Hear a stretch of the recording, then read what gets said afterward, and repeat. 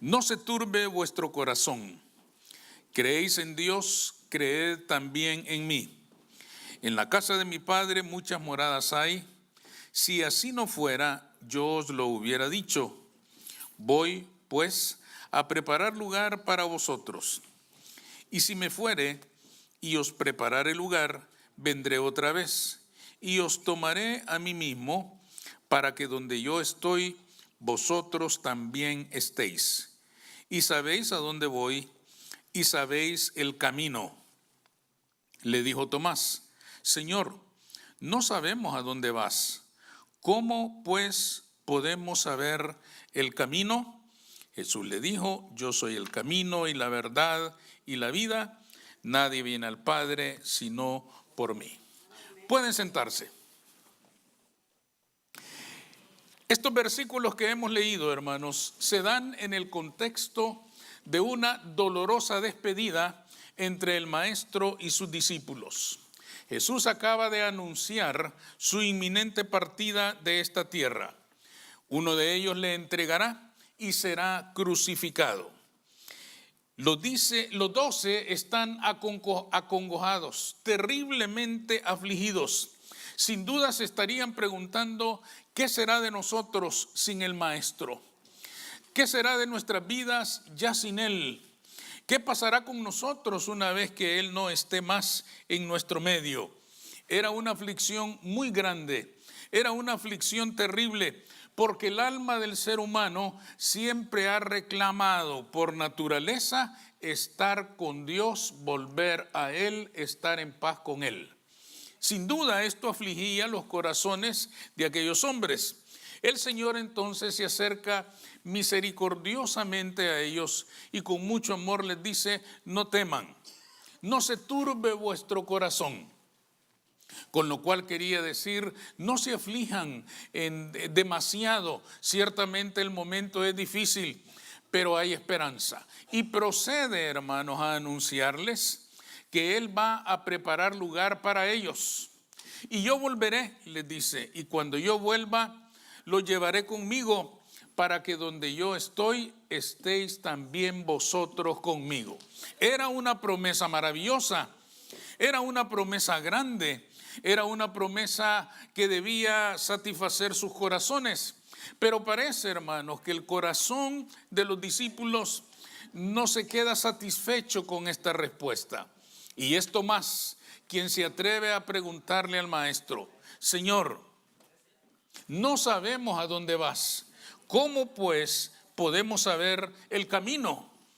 ¿Cómo vamos a encontrarnos otra vez contigo si ni siquiera sabemos a dónde vas? No sabemos cuál es el camino, no sabemos cuál es la ruta, no sabemos cuál es la senda que nos va a llevar otra vez para estar contigo y gozar de tu amor, de tu paz, de tu cuidado, de tu provisión. ¿Cuál es el camino? ¿Dónde se encuentra? ¿Cómo vamos a llegar a ti si no lo conocemos? Esta pregunta, hermanos, es la que ha dado lugar al título de nuestro estudio en esta mañana.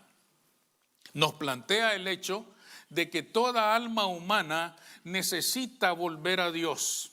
Este es un reclamo universal. Aún quienes rechazan a Dios, aún quienes dicen que Dios no existe, que la Biblia son mentiras, que esto y lo otro, en el fondo de sus almas, en algún momento, su alma le reclama estar en paz con el Creador. Esta es una cosa natural.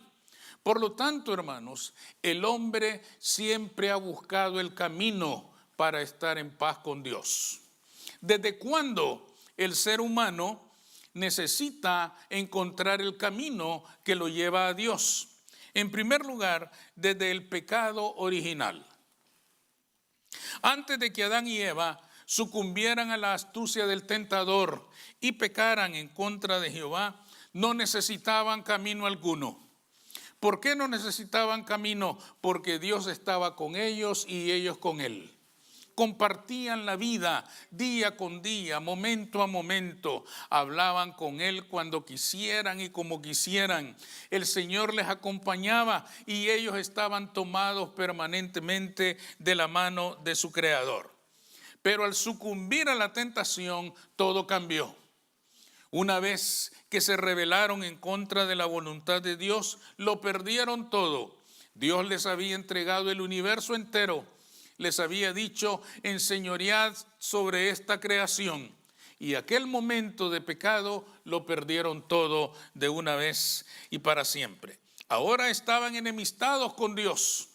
Ahora estaban enemigos de Dios. Esto explica, hermanos, por qué Adán se esconde cuando Jehová desciende en el huerto después de que se ha consumado el pecado. Dios desciende sin duda con la intención de hacerle misericordia, de consolar aquel corazón afligido. Pero Adán, en vez de esperarle, de recibirle y de pedirle perdón, se esconde de él. Adán mismo dice: escuché tu voz en el huerto y tuve miedo y me escondí. El pecado, la culpa produce miedo en el alma, y el miedo lleva al hombre a esconderse del Dios que le quiere perdonar. La enemistad con Jehová produce también extravío. El hombre pierde el camino, el hombre pierde la ruta, el hombre ya no sabe cómo volver a aquel Dios que es el único que lo puede perdonar. No sabe qué senda seguir para estar otra vez en paz con el Creador, para estar otra vez en paz con el que le dio la vida. Esta es la gran tragedia del ser humano una vez que el pecado lo ha alcanzado. ¿Qué quiere decir esto, hermanos? Que la senda de la vida, el camino a la paz y a la reconciliación con Dios, nos lo tiene que mostrar Dios, porque nosotros solos no lo podemos encontrar. Por nuestra propia voluntad no lo vamos a encontrar. El salmista dice en el Salmo 16: me mostrarás la senda de la vida, porque solo tú me puedes indicar cuál es el camino. Mi mente, mi corazón, mi alma, por más que lo busquen, por más que se esfuercen, por más que quieran encontrarlo, nunca descubrirán esa senda, porque esa senda tiene que venir de la revelación misma de Dios. Nuestro pecado, hermanos, nos delata, nos hace sentir culpables delante de Dios, y comenzamos a comportarnos tan neciamente como Adán. Adán se comportó neciamente. Para ilustrar un poquito la necedad de Adán. Adán, hermano, es como la persona que ha pedido prestado un favor o dinero a otra persona. Esta persona le ha hecho el favor, él se ha comprometido a pagar, y cuando no cumple, se esconde de él. En vez de acercarse y decirle: mira, disculpa, no he podido, esto, lo otro, se esconde. Es más, hasta se hace su enemigo, ¿o no? Y esto es justamente con lo que pasa con el pecador. Dios le dio todo. Dios le dio su confianza, su amor, su misericordia. Todo se lo dio en su mano. Él lo pierde. Y en vez de volverse a Dios y pedir perdón, se esconde de Él y se hace su enemigo. Entendamos ahora por qué la generación que vivimos no quiere nada con Dios. No quiere nada con Dios porque sabe que le debe. Y sabe además que no le puede pagar. Y entonces prefiere esconderse de Dios, enojarse con Él, hacerse enemigo de Él. Y desde entonces estamos enemistados con el Creador. Esta es la necedad del pecador. En vez de correr al ofendido, que lo está esperando con los brazos abiertos para perdonarlo, huye de él y se esconde. Prefiere cargar con el dolor, la pena, la culpa, la desesperación, la angustia y todo lo que genera el pecado, que venir al ofendido y pedirle perdón. Es algo sumamente doloroso.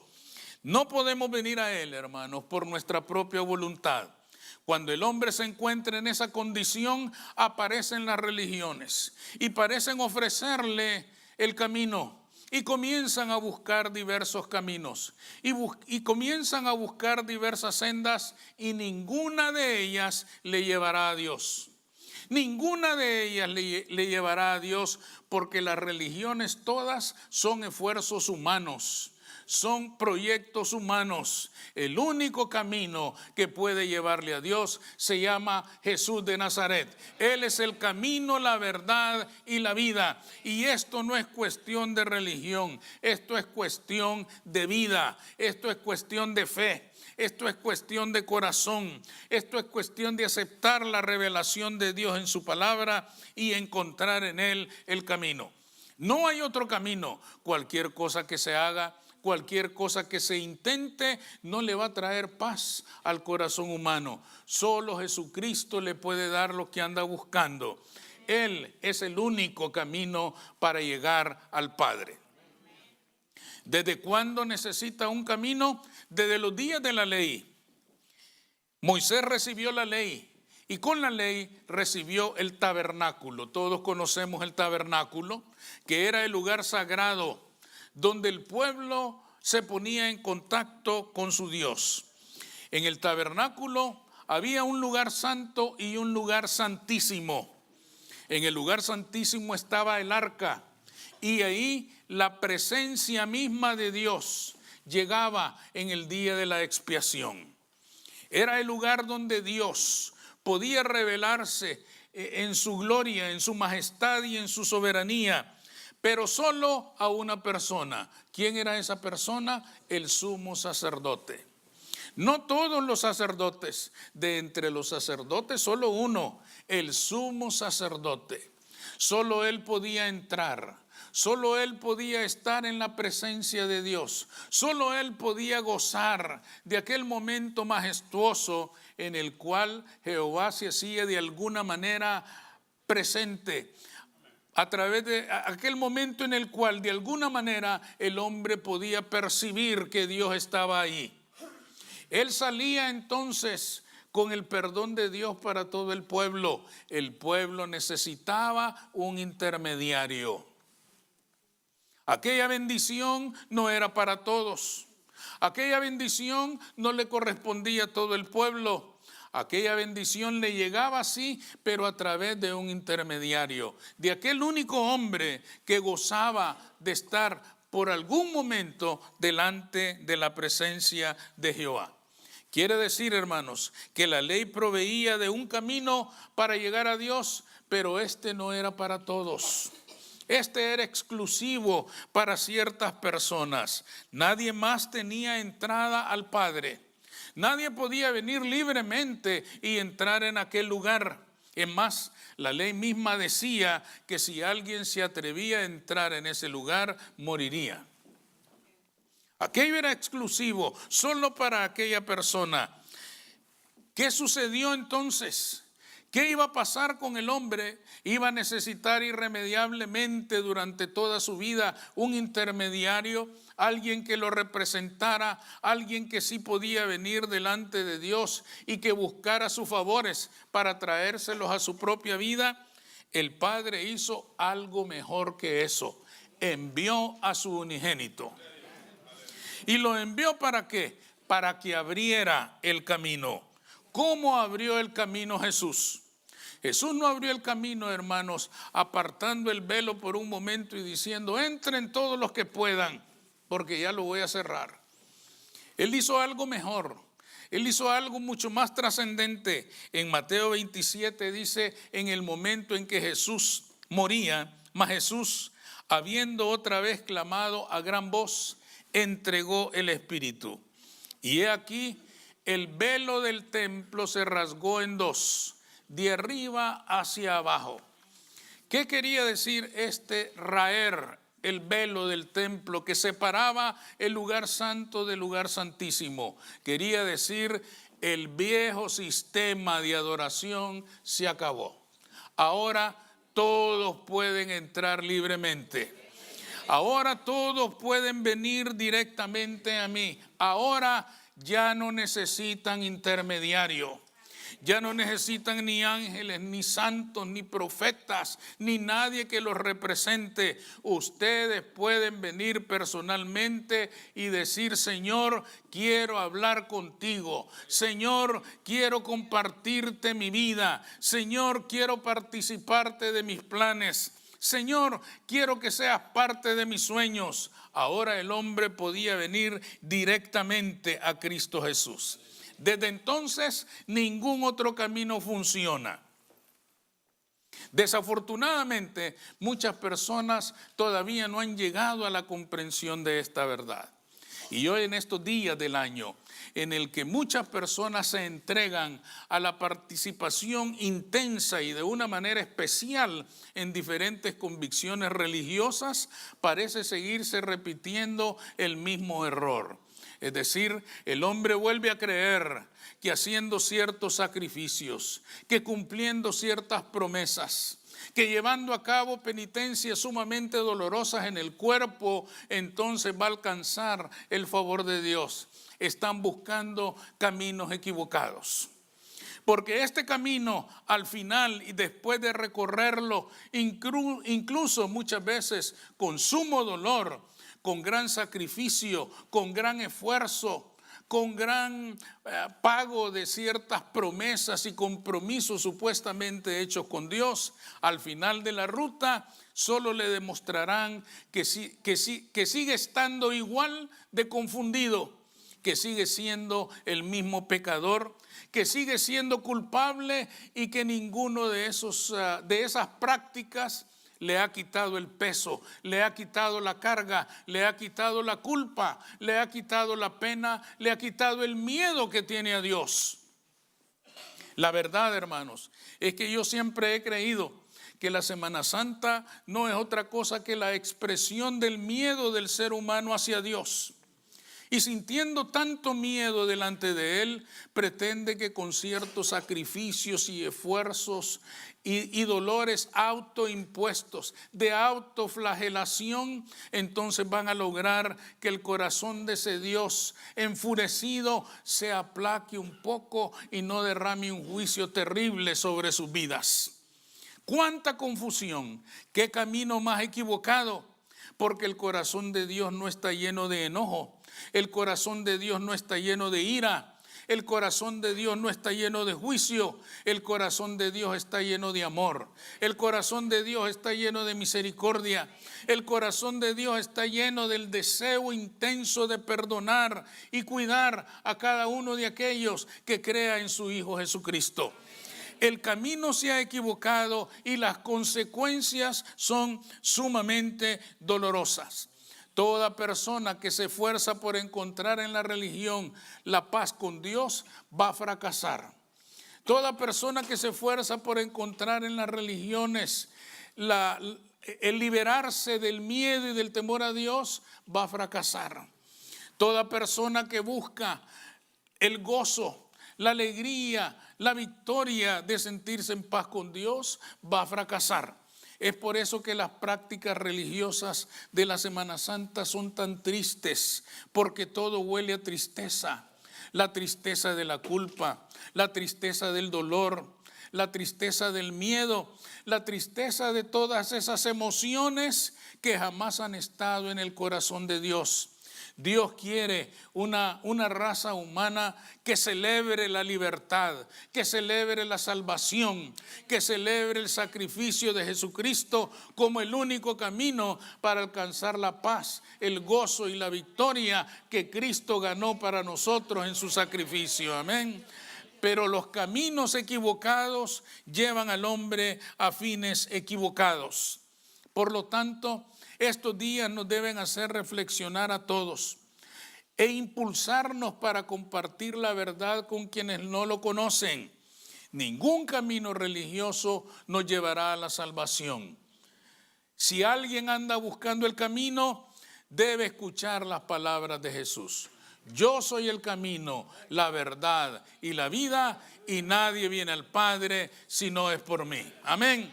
Ese es el único camino que nos va a llevar a la salvación.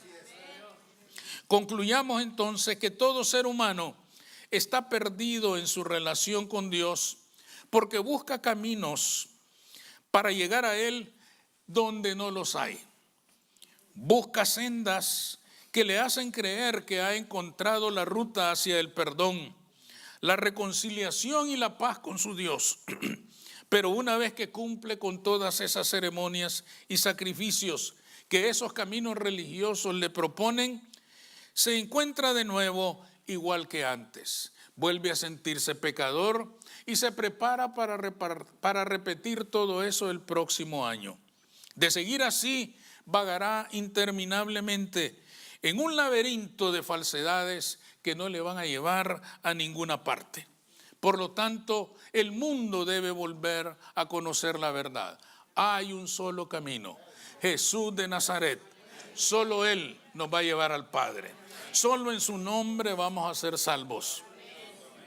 Solo Él nos puede conseguir la paz que toda alma humana anda buscando.